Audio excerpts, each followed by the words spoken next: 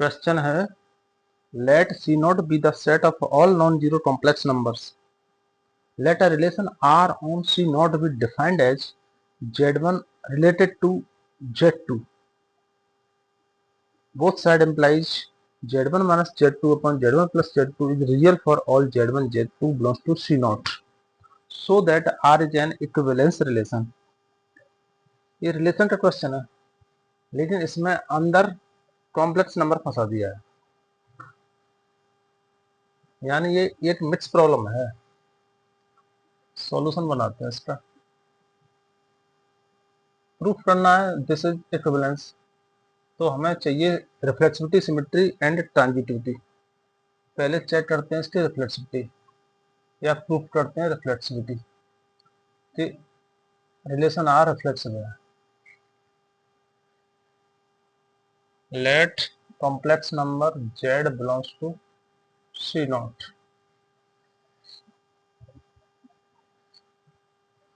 Now Z1 और Z2 दोनों replace पे z लिखते हैं हम, तो क्या होगा z minus z upon z plus z equal to 0 upon 2z equal to 0, which is real, which is real. 0 एक रियल नंबर है और ये रियल ही हमें चाहिए, रियल ही हमको चाहिए, रियल ही हमको चाहिए। जब रियल आ गया तो रिलेशन आर रिफ्लेक्सिव हो गया। Relation R is reflexive. और सिमेट्री चेक करेंगे। Let complex number z1 and z2 belongs to C not. अब z1 और z2 क्या होगा, z1 और z2 equal to implies z1 minus z2 upon z1 plus z। ये क्या है, रियल नंबर है, इक्वल टू ए, हमने ए मान लिया। ए क्या है, एक रियल नंबर है।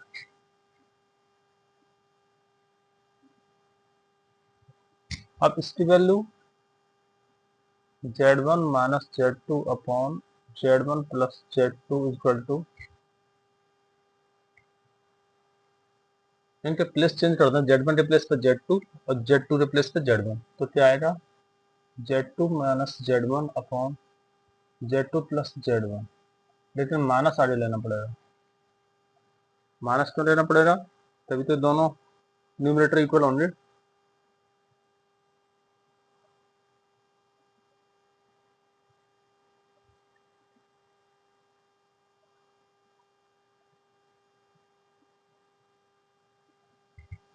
इक्वल टू माइनस,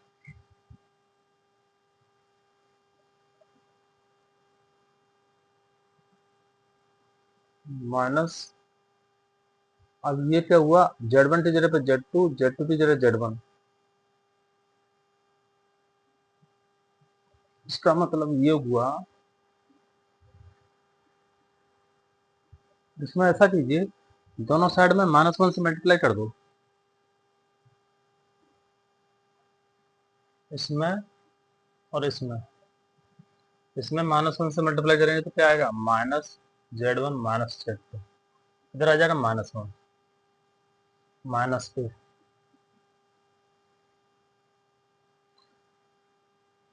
एम्प्लाइज ये हो जाएगा z2 माइनस z1 अपॉन, इसको लिख सकते हैं z2 plus z1 equal to minus.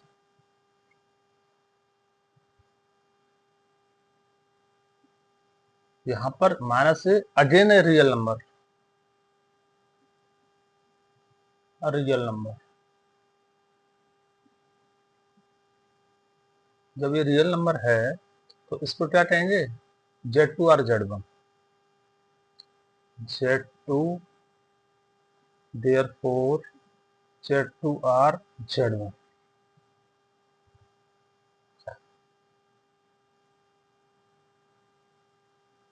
implies Z2 minus Z1 upon Z2 plus Z1.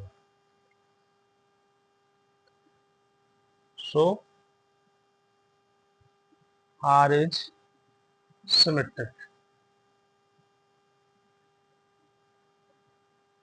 Relation.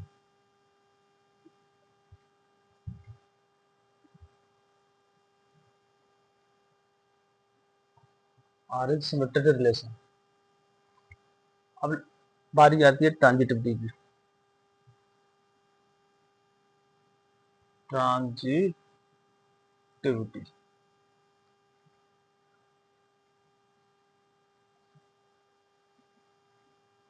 Let complex number Z1, Z2, Z3 be non-zero complex number or belongs to C naught. यहाँ Z1 को हम मान सकते हैं x1 plus I by 1, Z2 को x2 plus I by 2 and Z3 is equal to x3 plus I by 3.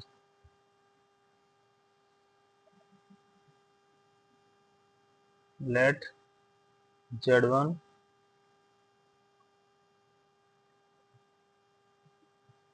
अभी थोड़ी देर में मान लेंगे, पहले से लेते हैं.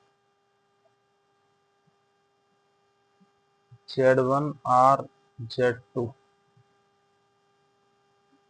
implies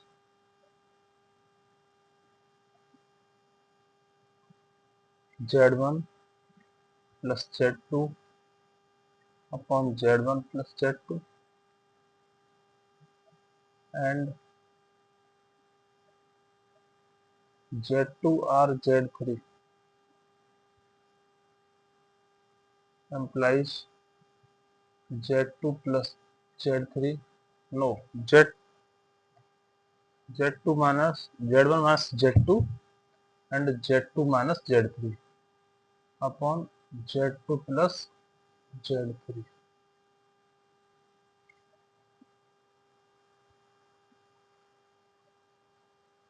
हमें निकालना होगा Z1 R Z3. उसके लिए क्या बनेगा Z1 minus Z3.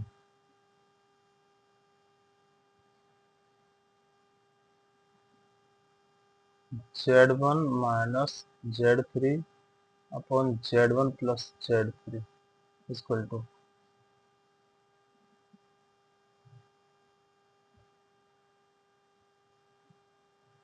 ये निकालना होगा हमको. इसको निकालने के लिए हमें मानना होगा let Z1 is equal to x1 plus I by 1, Z2 is equal to x2 plus I by 2 and Z3 is equal to x3 plus I by 3. यहाँ पर Z1 क्या बनेगा Z1 minus Z2 upon Z1 plus Z2 क्या बनेगा x1 plus I by 1 minus x2 minus I by 2 upon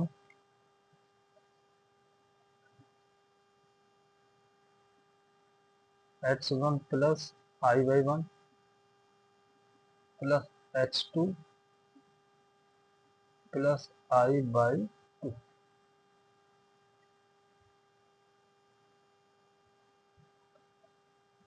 ये क्या है एक रियल नंबर है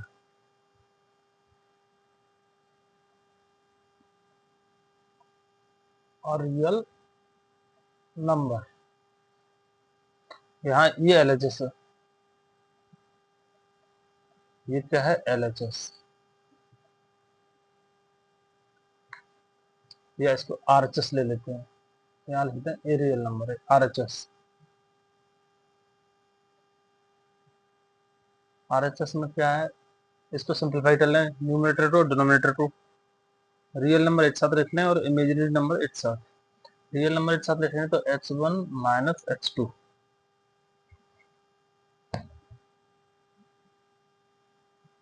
plus I by 1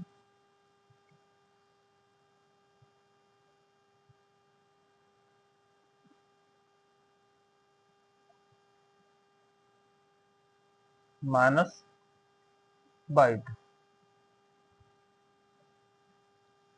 upon x1 plus x2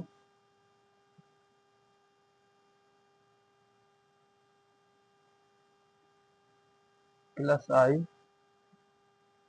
by one plus Y to. इसमें denominator के conjugate से मल्टीप्लाई करता हूँ, न्यूमरेटर और डिनोमिनेटर दोनों में मल्टीप्लाई करेंगे। तो डिनोमिनेटर का कॉन्जुगेट क्या होगा, आई की जगह पे माइनस आई आ जाएगा, यानी x1 प्लस x2 आई की जगह माइनस आई और by one plus Y two upon same चीज नीचे आएगी, minus I by one plus Y to.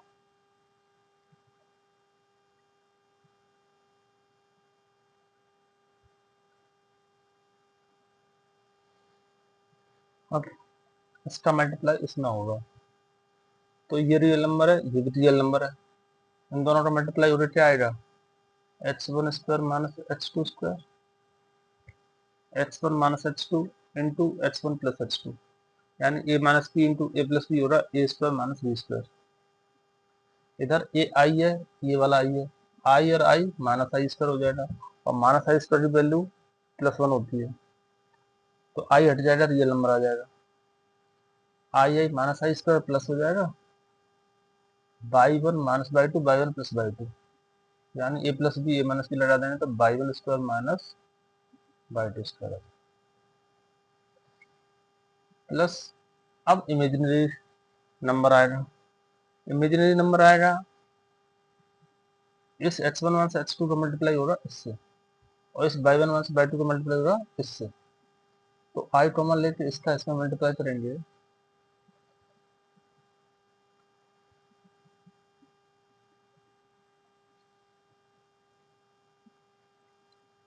तो क्या आएगा, x1 plus x2 into Y one minus by two.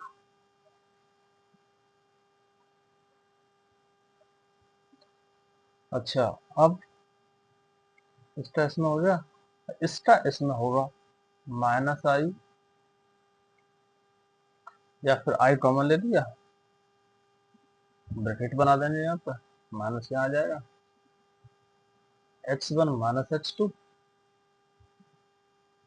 Into Y one plus Y to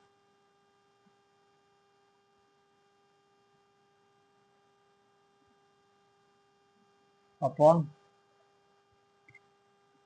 यह a plus B, A minus B, तो क्या आएगा, x1 plus x2 whole square minus I square Y one plus Y two whole square, यानी a plus B into A minus B हो जाएगा A square minus B square. देखिए ये real number है, ये वाला क्या है, रियल नंबर तेरा, ये रियल नंबर, ये वाला यहाँ आया, यहाँ आया, ये रियल नंबर है, तो इसका मतलब जो इमेजिनरी पार्ट है, ये वाला जो इमेजिनरी पार्ट है ये जीरो हो जाएगा।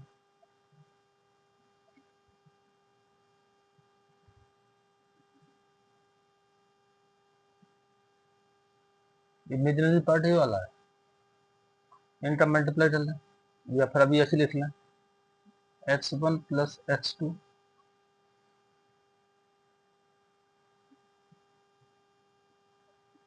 By one minus by two minus x1 minus x2 into Y one plus Y to, by one plus Y to, by one plus Y to, ये आ जाओ इमेजिनरी पार्ट, लेकिन डिनोमिनेटर भी तो आएगा इसमें, x1 प्लस x2 का square minus minus minus plus हो जाएगा, आई स्क्वायर की वैल्यू माइनस वन होती है, minus minus plus by one plus Y to square बराबर जीरो। जीरो क्यों आया, जब ये रियल पार्ट है पूरा तो इमेजिनरी पार्ट हो जाएगा जीरो, तभी तो रियल पार्ट बचेगा।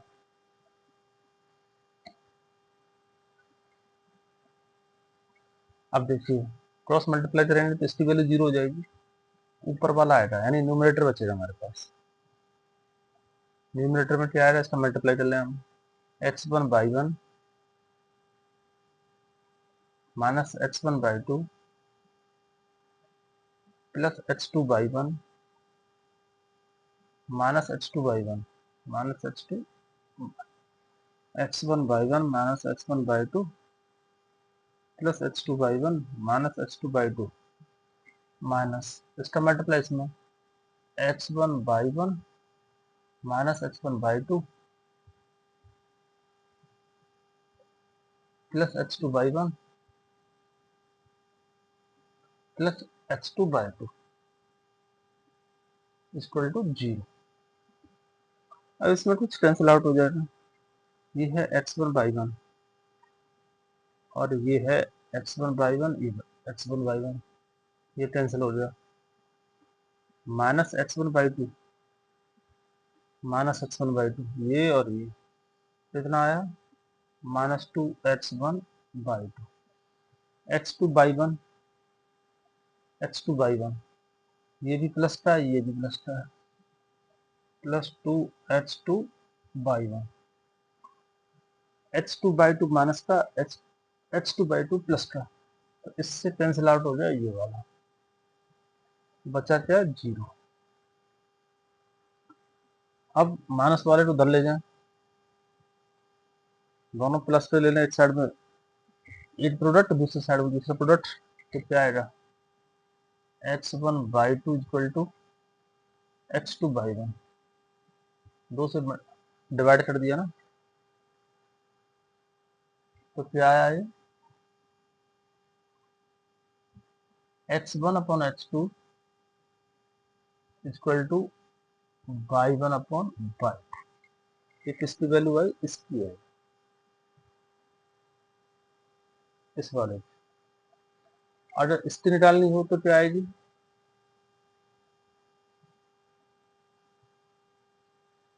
सिमिलरली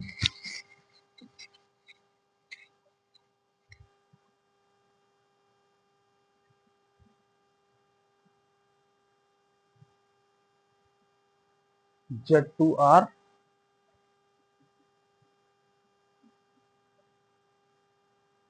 Z3 होगा ना, Z2R Z3, Z1 और Z2 की वैल्यू ये भाई,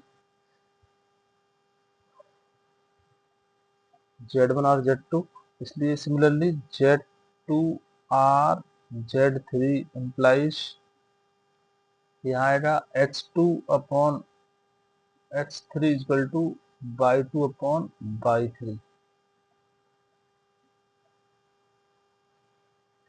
इन दोनों से कंक्लूजन क्या निकलता है,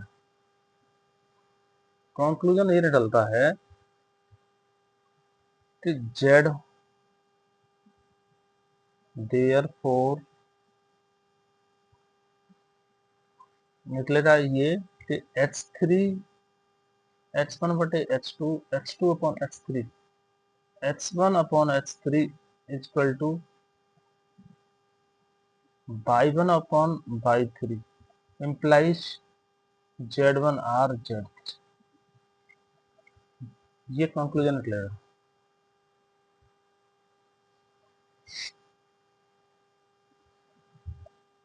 for all Z1 Z2 Z3 implies C naught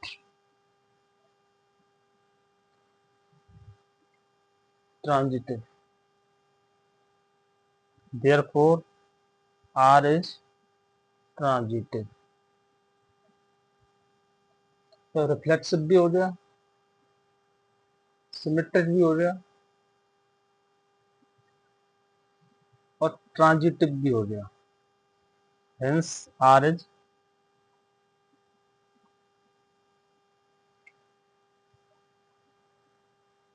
equivalence relation, equivalence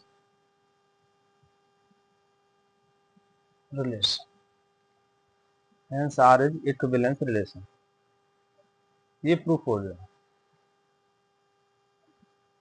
अब ये प्रूफ हो गया।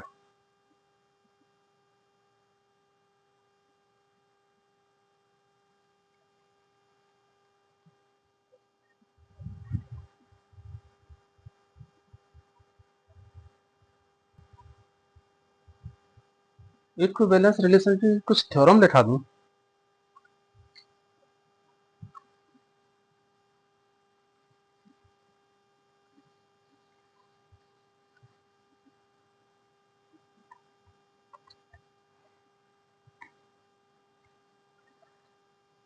Theorem number 1,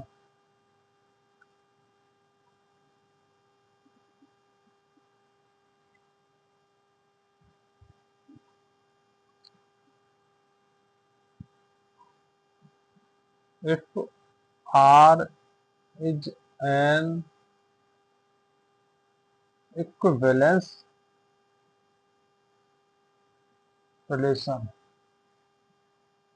on a set A, on a set A, then R inverse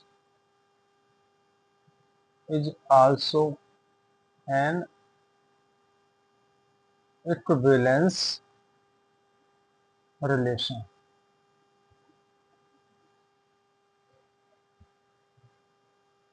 यदि R एक इक्विवेलेंस रिलेशन है किसी सेट A पर, तो R इनवर्स भी इक्विवेलेंस होगा, यानी R और R इनवर्स दोनों इक्विवेलेंस होंगे। किस पर? सेट A पर, on set A, on the set A. Theorem 2, if relations R and S, दो रिलेशन हैं, दोनों क्या है? इक्विवेलेंस है। R equivalence on a set, किसी सेट पर इक्विवेलेंस है दोनों, तो इनका इंटरसेक्शन भी इक्विवेलेंस होगा। Then R intersection S is also equivalence on the set. कौन सा सेट? जिस पर R और S इक्विवेलेंस है, उसी सेट पर R इंटरसेक्शन S भी इक्विवेलेंस होगा।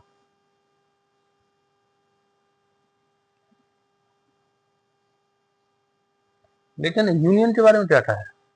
क्या कहा जाएगा? यूनियन जरूरी नहीं है कि वो इक्विवेलेंस हो सकता वो नहीं भी, इंटरसेक्शन तो होना ही होना है।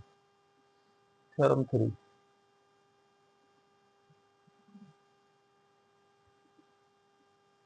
if relations R and S are equivalence on a set, then R union S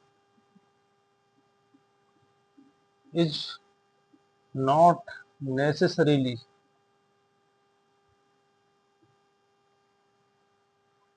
equivalence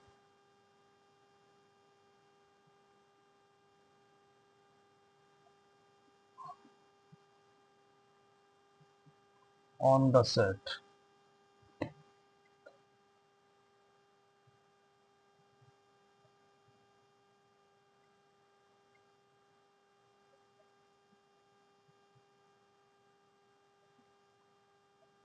If relations R and S are equivalence on a set, then R union S is not necessarily equivalence on the same set. ये तीन theorem है।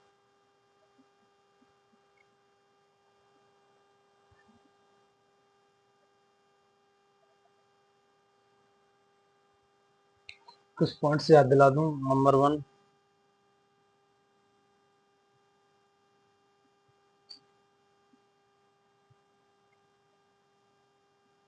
every identity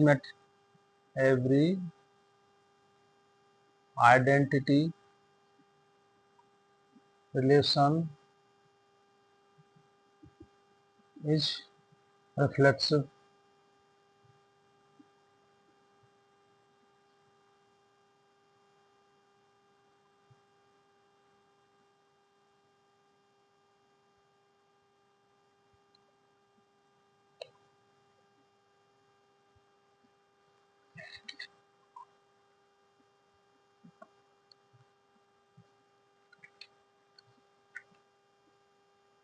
हर एक identity matrix reflexive होता है, लेकिन हर एक reflexive relation identity नहीं होता है।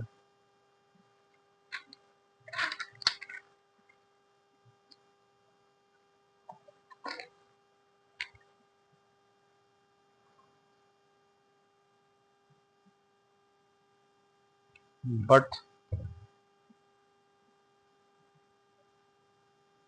every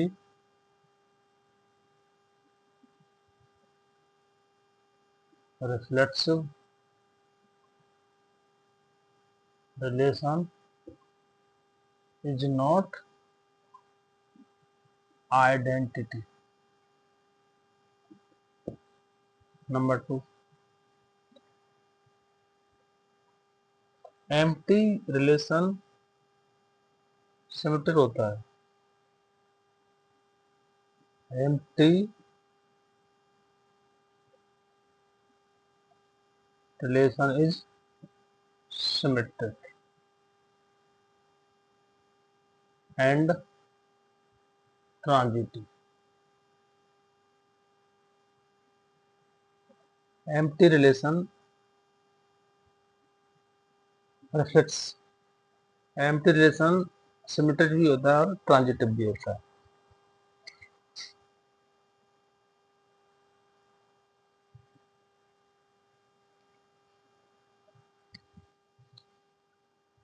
इस तरह से ये चैप्टर कंप्लीट होता है। रिलेशन वाला भाग पूरा हो गया। अब यहाँ से आगे चलेगा फंक्शन। फंक्शन में भी कहीं कहीं रिलेशन यूज होता है और एक तरह से रिलेटेड भी कह सकते हैं फंक्शन और रिलेशन। कुछ बुक्स में तो एक साथ दिए होते हैं रिलेशंस एंड फंक्शंस, दोनों चैप्टर मिला के एक बना दिया जाता है।